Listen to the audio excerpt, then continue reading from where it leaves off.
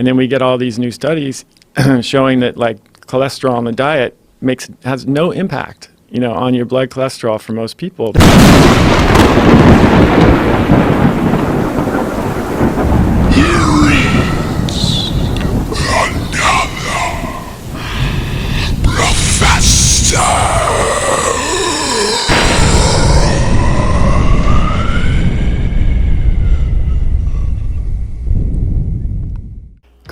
Kresser. What do we have to say about Kresser? Well, he's an author of 3 books. One book called Unconventional Medicine, or what I like to call Conventional Death. Your Paleo Code for you special snowflakes out there. And The Paleo Cure, which should actually be called The Paleo Cancer. Chris believes in this paleo nonsense dieting scheme that incorporates animal flesh, specifically organ animal flesh or organ meats, due to the nutrient density of such stolen foods. That's correct, ladies and gentlemen. Those are the stolen body parts of animals that were forcibly taken from them due to the verbal rhetoric spoken from the Honorable Brofessor of the Month and others alike, because bro science rules in the land of deceit and idiocy. Of course, there are other reasons why people eat animal flesh or what animals secrete, such as taste, convenience, tradition, lack of awareness or education on the topic of nutrition, or maybe a combination of any of those reasons, etc., etc. None of these reasons are typically a person's fault initially, because people usually don't know any better, hence why myself and so many others are here on this platform to give you a lending hand by providing information-based content with dabs of humor to make you come back for more. Or maybe you come here for other reasons. Either way, all good in my book. So what do we have to say about Kresser other than him being the author of these 3 comedy relief books? Well, he's got a website, and oh damn, he's got a free ebook. Apparently, all I gotta do is give my email address. Give me a sec. All right, let's go ahead and get our email address here. Look, it's evidence-based health answers. Right, evidence-based health answers. Okay, I guess we all have a different definition of what evidence-based means, but whatever. All right, so let's go ahead and get this email address in here and let's pick our book out. Which one we have? Look at all the variety of books here. Well, I think we'll stick with this one, The Diet Heart Myth. That sounds like a good one. All right, let's go ahead and download now. And what the fuck? Thanks for... I have to go into my email? Are you fucking serious, Chris? It's not enough? Whatever, man. Oh, fucking shit. All right. So here's the book. Let's take a moment here to admire the cover. We've got some rotting fish flesh here on the side. We've got what looks like some processed and concentrated cow secretions here in the center, and some chicken periods on the bottom right to wrap everything up. Just absolutely wonderful. All great food items to make a strong and healthy heart if you live in a parallel universe that mimics the exact opposite of what the science says, of what makes sense here on Earth, from a nutritional standpoint at least. Gary Tobbs and Kresser must be living it up in Uranus, because that shit don't fly here, kids. You know what, Chris, Gary, and all the other professors? Take your bullshit and maybe consider keeping it in Uranus, because it smells like shit. Did you guys get the pun? I know. Giving pearls here, so strap up. All right, so let's get right in here and see what Chris has to say in his ebook titled The Diet Heart Myth. Oh, looky here. Cholesterol and saturated fat are not the enemy. And you know what? I agree. If you're an omnivore or carnivore, but humans are omnivores, right? You would think that if you listen to society or a professor like Kresser, but the truth is, you are not an omnivore. Humans are plant eaters that do not require other flesh from animals to survive. We do not have the anatomy of an omnivore or a carnivore, nor does eating animal flesh make us healthy. If anything, It makes us sick. My guess is that Chris Kresser seems to know this, and that's why he spends so much time trying to prove that dietary cholesterol and saturated fat are not harmful for humans to consume. So let's see why the mighty Brofessor believes this, quoting directly from Chris's ebook. On any given day, we have between 1,100 and 1,700 milligrams of cholesterol in our body. 25% of that comes from our diet, and 75% is produced inside of our bodies by the liver. Holy shit. 25% of the cholesterol in our body comes from our diet? Hey vegans, did you hear that? 25% of the cholesterol flowing in your body comes from the cholesterol you eat, which is none. You guys are so fucked. So according to Chris Kresser, the body creates more cholesterol if you consume less cholesterol, and your body creates less cholesterol when you eat more cholesterol, and that is why consumption of dietary cholesterol doesn't affect serum cholesterol. So we have a bit to cover here. So to begin, whether the human body downregulates or upregulates the production of cholesterol due to the consumption of dietary cholesterol is irrelevant. We already know that consumption of dietary cholesterol raises serum cholesterol levels, specifically LDL cholesterol, as shown here. Raised serum cholesterol levels are an established risk factor for atherosclerotic diseases, which happen to be some of the leading killers worldwide today. So we're only a few pages in, and it's not looking good for the professor. So let's see the science he has sourced for this cholesterol misinformation he has on his ebook. So one of the first studies cited in the professor's ebook is this one. Wait, what the heck? Wait a damn second. I've already reviewed and debunked this study in a previous video. Actually, my last video, I covered the fallacies of the study design of this meta-analysis. So if you haven't watched the video, if you haven't watched my previous video, make sure to check it out. Link will be up above and in the description box down below. Either way, we'll briefly review it. And for starters, the study was funded by none other than by the American Egg Board.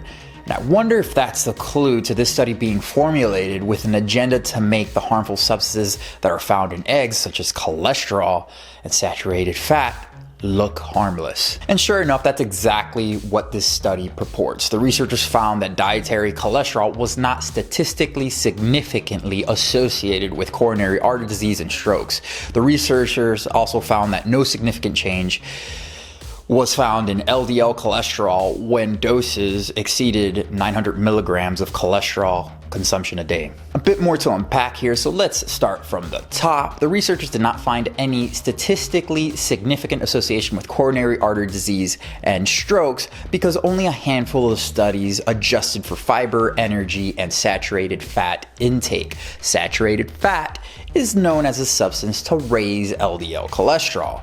And when LDL cholesterol is raised in someone, their chances of having some type of atherosclerotic event goes up. So imagine the American Egg Board funds a study saying it doesn't matter whether you eat loads of cholesterol or very little amounts of cholesterol. It doesn't really matter because at the end of the day, it will not change the effects. It will not change your chances of having a heart attack or a stroke. So the Egg Board evaluated studies where people could have been eating very little or loads of cholesterol, and other studies where people were eating loads of saturated fat or very little amounts of saturated fat, and none of those studies, or a handful of the studies, were evaluated, and the majority of them were not accounted for in regards to saturated fat used in this meta-analysis. So of course, the results are going to be completely skewed in all directions, which will lead to no association in regards to coronary artery disease or cardiovascular disease and the consumption of dietary cholesterol because so many factors were left out.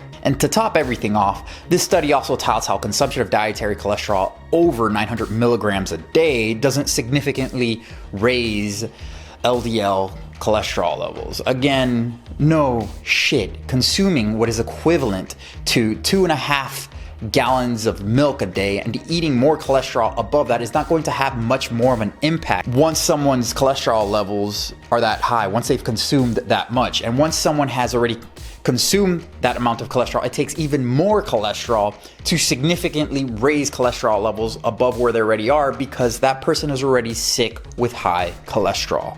Off to a great start, Chris. Way to debunk cholesterol having no effect on serum cholesterol levels by using an industry-funded study that proves absolutely nothing. So we've got cholesterol out of the way. Let's see what Chris has to say about saturated fat. According to Chris, long-term studies do not show an association between saturated fat intake and blood cholesterol levels. And the study has to back up this statement. An article from a blogger. Terrific. All right, I don't read blogs when people cite them as a source, and I don't think anyone should have to read them either, even if the blogger has scientific literature attached. And if someone wants to make a point about nutrition, especially when they write an ebook, such as the Professor Kresser has done, then that person should cite the science themselves and not put it in the hands of someone else. But what else could you expect from a professor like Kresser, who is proving to be very strong in the art of professory? So let's see if we can dig any further, and look what we got here. Chris found a study that shows a large meta-analysis of prospective studies involving over 350,000 participants, and they found no association between saturated fat and heart disease. So let's go ahead and click on that hyperlink, and what in the fuck, bro? Ah, shit. I've already debunked this study too, actually, in my last video as well, but let's go over again very briefly and hopefully for the last time. Well, this study was conducted by Ronald M. Krauss, who has been funded by the egg and dairy industry. So can you guess who funded this shit study? If you guess Big Dairy, then you would be correct. It was actually the National Dairy Council, to be precise. Either way, this was a study that was designed to show saturated fat had no effect on cardiovascular disease because cholesterol levels were not accounted for at baseline. So you will find no correlation when accounting for coronary artery disease. Researchers have known about this since the 70s, but Dr. Ronald M. Krauss pretty much wiped his fat ass with this fact and tried to slide this bullshit study across everyone because he's in the pockets of Big Dairy and the egg industry and God knows who else. So this is the third time I've had to bring this study up and talk about this corrupt old fart. It's getting really exhausting and quite old. It really is. Do I have to go any further with Chris Kresser's ridiculous diet heart myth ebook? I'm only a few pages in, and he's already cited an egg industry funded study, a dairy industry funded study, and a blog.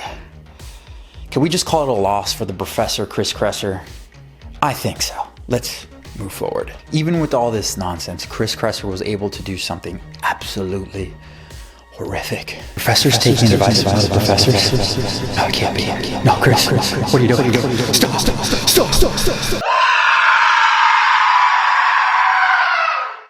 So Chris Kresser has been on the Joe Rogan podcast 3 times, and each time has been nothing but a train wreck of professor knowledge just being exchanged back and forth, at least between, Professor Joe Rogan and Professor now Chris Kresser. So let's catch a few excerpts of Chris giving some professor wisdom. Let's look at why the cholesterol is high in the first place. Same thing with like high blood pressure. You go into the doctor, high blood pressure, you get a drug to lower it. There's rarely any investigation into why the blood pressure is high. I think we could all agree with this. The problem here is that Chris Kresser's way of dieting, his little paleo diet or whatever lifestyle, makes people fat and sick, or at least greatly contributes to making people fat and sick. And again, we'll see Chris Kresser deny what the science says about consumption of dietary cholesterol. And we get all these new studies showing that like cholesterol in the diet has no impact, on your blood cholesterol for most people. Is there any need to go over this again? We already know that consumption of dietary cholesterol raises serum cholesterol level, and all Chris Kresser has to prove his nonsensical, idiotic point is an industry-funded study that proves absolutely nothing. So that's not even the worst part. Chris is about to show how delusional he is or how much of a lying, deceitful turd he is. I'll let you make the assumption on that one. Here you go. The standard U.S. diet guidelines last year, a lot of people might have missed this. They completely removed any restriction on dietary cholesterol from the U.S. diet guidelines. They basically said there's no reason to limit cholesterol in your diet anymore. There's no reason to limit cholesterol in your diet anymore. There's no reason to limit cholesterol in your diet anymore. There's no reason to limit cholesterol in your diet anymore.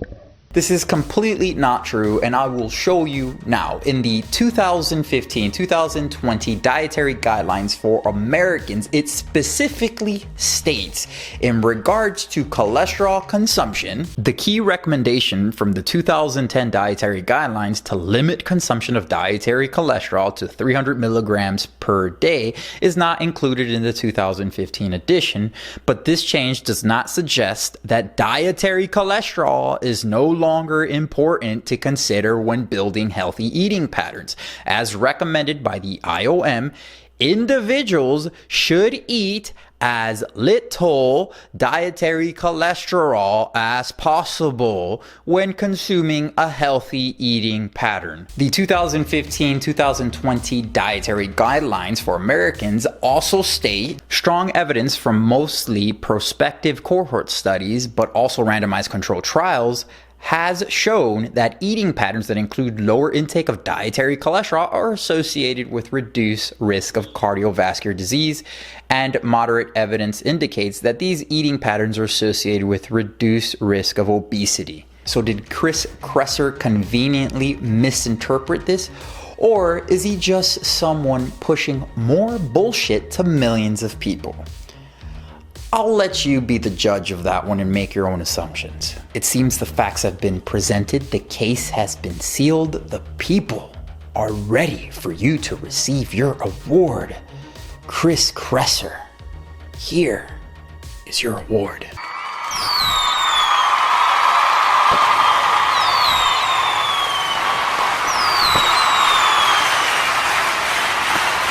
So that's it, ladies and gentlemen. We have a new inductee in Kresser, and a strong professor at that. Please let me know what you think in the comment sections down below.